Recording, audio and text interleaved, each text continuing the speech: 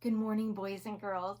Do you remember yesterday our mystery bag and how we revealed a sea turtle, the cute, fuzzy little sea turtle?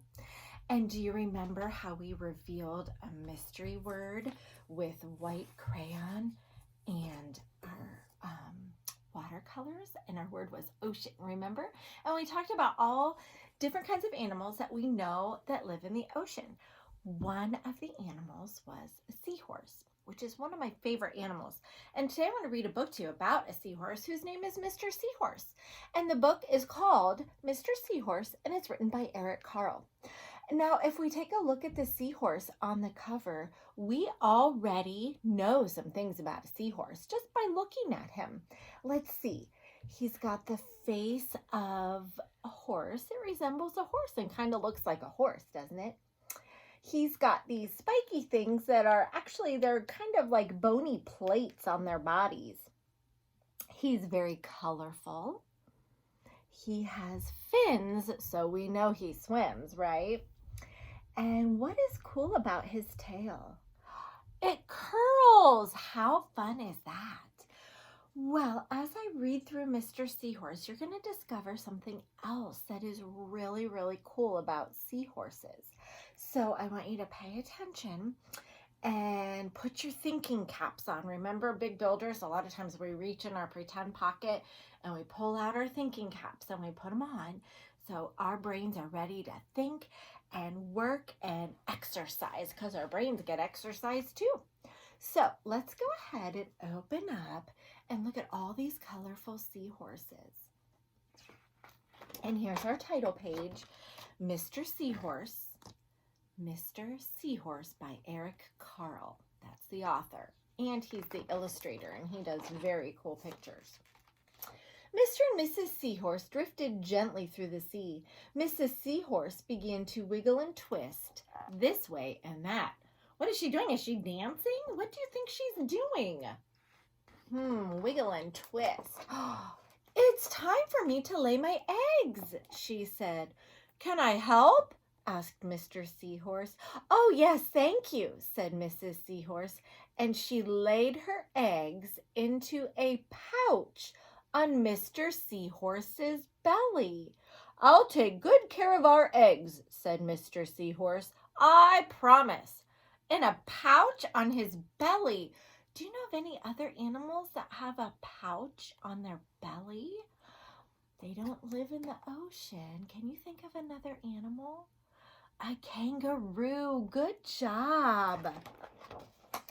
As Mr. Seahorse drifted gently through the sea, he passed right by a group of trumpet fish hidden in a patch of reeds. Here are the tall reeds. If you look closely, can you see the fish behind them? They blend in. Do you remember what fancy word means to blend in? Camouflage. Let's see. I love this book. Here we go. I'm lifting up the reeds. And there are the trumpet fish. See how they blended right in? Look at that. I love that. Can you spot them now? There they are. You would swim right by them and not even see them. But Mr. Seahorse did. But before long, Mr. Seahorse met another fish. How are you, Mr. Stickleback? Asked Mr. Seahorse. Delighted, replied Mr. Stickleback. I just built a nest and right away Mrs. Stickleback laid her eggs into it.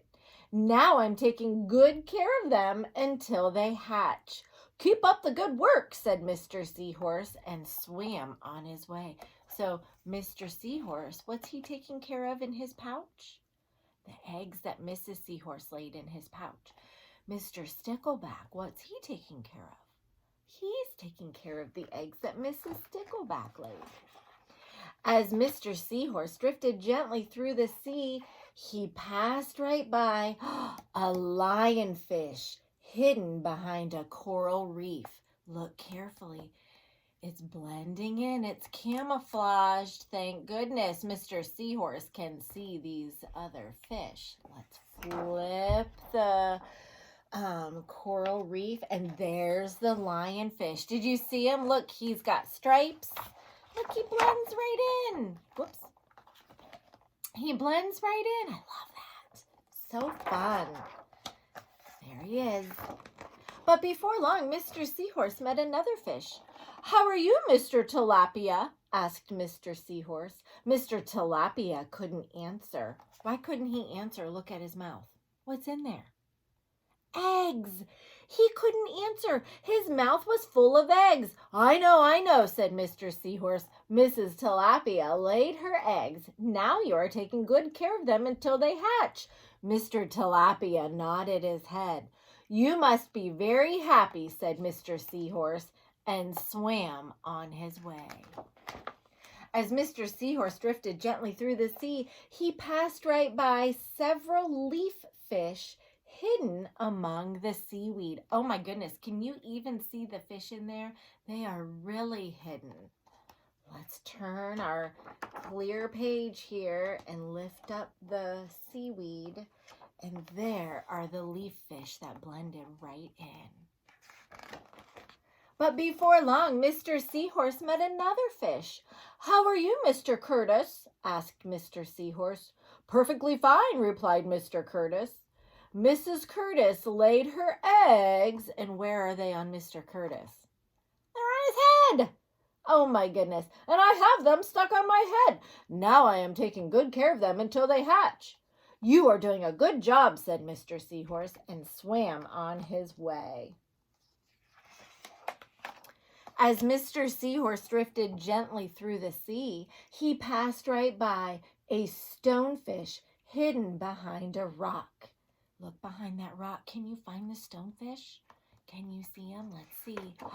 Let's lift up the rock, and there's the stonefish. Look how he blends right in. Now you can kind of see him. See his eye up there? Pretty cool, huh? And there's the stonefish. But before long, Mr. Seahorse met another fish. "How are you, Mr. Pipe?" asked Mr. Seahorse. "Couldn't be better," replied Mr. Pipe. Mrs. Pipe laid her eggs. Where are they? They're on his belly. Mrs. Pipe laid her eggs along my belly. Now I'm taking good care of them until they hatch. You should feel proud of yourself, said Mr. Seahorse, and swam on his way. There he goes. See his belly?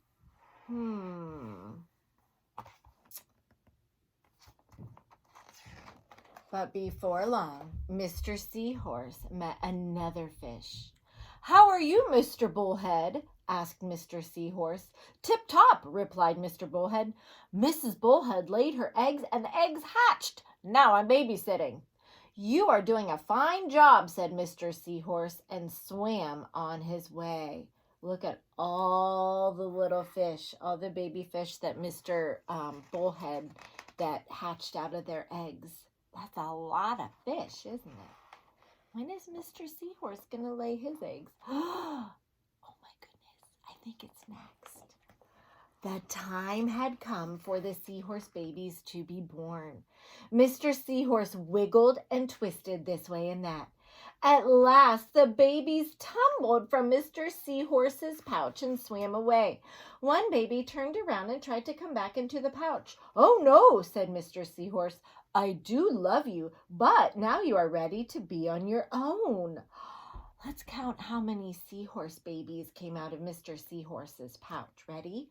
1, 2, 3, 4, 5, 6, 7, 8, 9, 10, 11, 12. 12 baby seahorses. And that is the end of our story, Mr. Seahorse. What did you learn about seahorses? What do they have on their bellies? A pouch. And is it the Mrs. Seahorse or the Mr. Seahorse that takes care of the eggs until they hatch? It's the Mr. Seahorse. And we got to see all kinds of fun fish in here who blend themselves in with other areas in the ocean, like behind rocks and behind reeds and behind seaweed, and they camouflage themselves.